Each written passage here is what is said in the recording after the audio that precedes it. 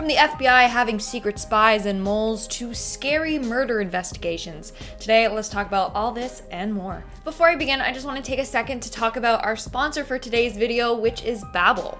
Now, one of my New Year's resolutions is to learn French. I started learning French as a kid, but never followed through with it. But I have just recently discovered Babbel, which is helping me relearn the language with ease. Babbel is an app that teaches real-world practical conversations. A dream of mine is to take a trip to Paris, even maybe live there for a bit. Who knows? Saying it out loud, manifesting it. So I'm using this app and taking lessons that are designed by real language teachers to learn the language. I personally love that this is designed by real teachers and not by AI. Salut is hi/bye. Salut. Ça va is how is it going? How is it going?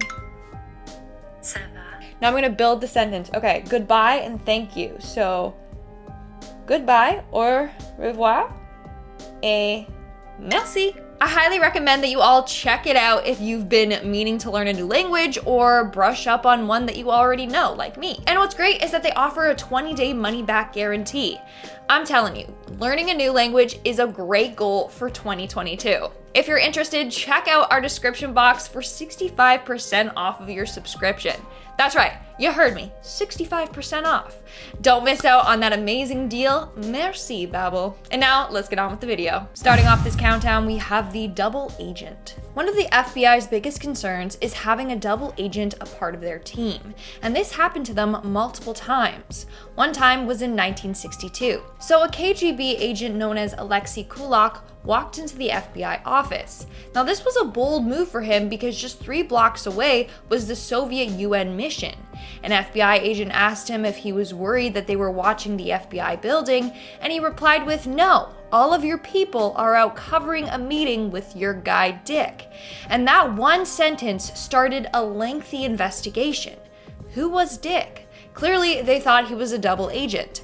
They spent decades trying to find this spy on their staff. At first, they interviewed anyone named Dick or Richard, while trying to keep everything hush-hush so that the mole wouldn't find out. They went through thousands of agents and spent countless hours trying to find this man. To this day, the FBI is maintaining its silence on this. Moving on to number 9, we have Ricky McCormick. On June 30th, 1999, the body of Ricky McCormick was found in a cornfield in West Alton, Missouri. In his pocket were 2 pages of handwritten notes. The notes were written in a complex cipher. They consisted of a number of random letters and numbers. The FBI believes that, and I quote, "breaking this code could reveal the victim's whereabouts before his death and could lead to the solution of a homicide." However, so far it's been impossible to crack. The FBI does believe that Ricky was murdered, and we still don't know why or by who. In our 8th spot, we have Jerome Ezell. On November 7th, 2017, Jerome Ezell was reported missing in Lansing, Michigan.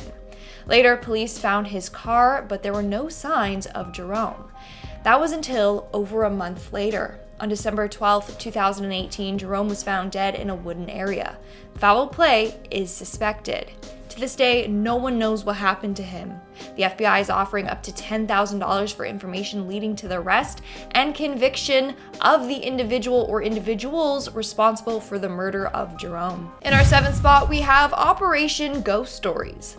Around the early 2000s, the FBI learned that there were multiple sets of Russian spies in the US posing as everyday Americans. That's when Operation Ghost Stories came into play, and this was one of the largest counterintelligence investigations in history. In the end, it led to the arrest of 10 agents by 2010, and this was not an easy thing to do. Nonetheless, learning about potential spies is one thing that the FBI fears. Coming in at number 6, we have the Zodiac Killer. Just last year, it was announced that the infamous serial killer known as the Zodiac Killer was identified. However, the supposed killer, a man named Gary Francis Port, died in 2018. But the FBI clearly knows something that we don't know, because shortly after they shut down the claim that Gary was the Zodiac Killer. The Zodiac Killer is believed to be responsible for at least 5 murders in Northern California from 1968 to 1969. But the killer would write notes and taunt the police and claim to have killed as many as 37 people. This has been a cold case forever.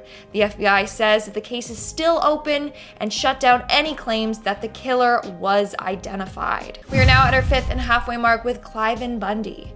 This was a huge scandal for the FBI, as they were found to be withholding and destroying key evidence in this case.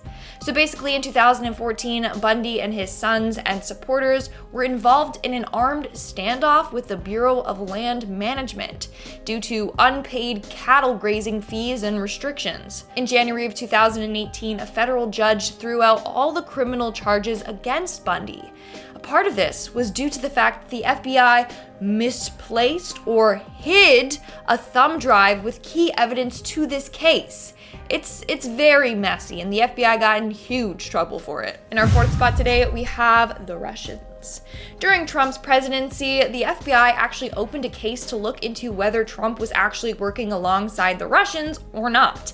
And if he wasn't, they knew he was badly compromised. They said that he was compromised for, and I quote, his questionable business dealings, the hush money paid on his behalf to silence women, shady transactions at his charity, and most importantly, his lies about his Russian dealings, including his secret 2015 effort to build a Trump Tower in Moscow, even as he told the world that he had no business with Russia.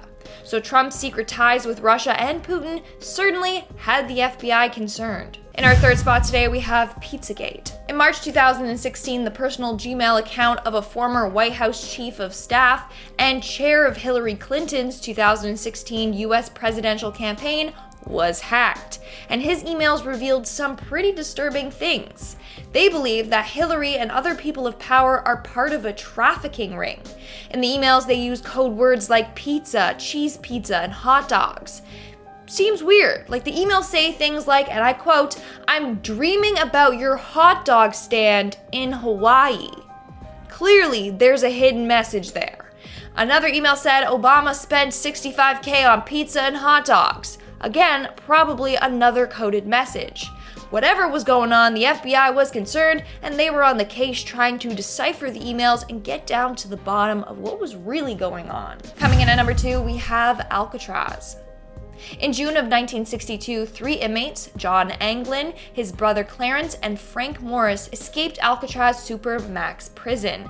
They put dummy heads that they had made of plaster and flesh-tone paint in their beds to fool the night guards. They then crawled through ventilation ducts between their sinks that they had been widening for quite some time and got out into an unmonitored corridor and then hopped over the cell wall. They then used a raft that they made using over 50 raincoats, among other stolen and donated materials, and they set off into the waters. The prisoners were never caught.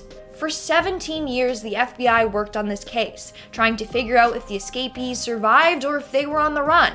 They officially closed the case on December 31st, 1979. And in our number 1 spot today, we have Alonzo Brooks. On April 3rd, 2004, Alonzo Brooks disappeared after attending a house party with his friends. He was supposed to get a ride home with his friends, but one of the friends got lost on a trip to buy cigarettes and never returned back to give Brooks a ride back home. That evening, he never returned home. The following day, his boots and hat were found across the street from the home where the party took place. The local sheriff's department and Kansas State investigators searched the area in the following days, but found nothing. That was until May 1st. Alonzo's family decided to take matters into their own hands and to search the area themselves. And that's when they found Alonzo's body. Rumor has it that his body was being preserved in a freezer while police were out searching for him and then later dumped there.